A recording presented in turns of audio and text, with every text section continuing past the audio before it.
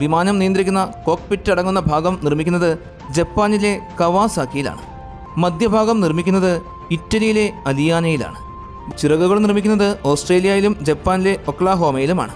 ഇതുപോലെ പല പ്രദേശങ്ങളിലായി നിർമ്മിക്കുന്ന ഈ ഭാഗങ്ങളെല്ലാം ബോയിങ്ങിൻ്റെ വലിയ കാർഗോ വിമാനങ്ങളിൽ കയറ്റി ഈ അസംബ്ലി പ്ലാന്റിൽ കൊണ്ടുവരും. നടുഭാഗത്തോട് ഇരു ചിറകുകളും മുൻഭാഗവും പിൻഭാഗവും കമ്പ്യൂട്ടറുകളുടെ സഹായത്തോടെ അത്യാധുനിക ഫാസ്റ്റനിങ് ഉപകരണങ്ങൾ ഉപയോഗിച്ചാണ് കൂട്ടിച്ചേർക്കുന്നത്. ചക്രങ്ങൾ വിമാനത്തിൻ്റെ അടിഭാഗത്ത് കൃത്യമായി ഘടിപ്പിക്കും.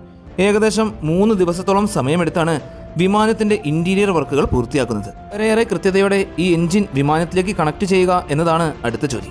അടുത്തതായി വിമാനത്തെ നിയന്ത്രിക്കുന്നതിനാവശ്യമായ കോക്പിറ്റിലെ ഉപകരണങ്ങളെല്ലാം കണക്ട് ചെയ്യുകയും അവ കൃത്യമാണോ എന്ന് ചെക്ക് ചെയ്യുകയുമാണ് ചെയ്യുന്നത്. ഈ വിമാനം നേരെ പോകുന്നത് പെയിൻറ്റിംഗ് സെക്ഷനിലേക്കാണ്.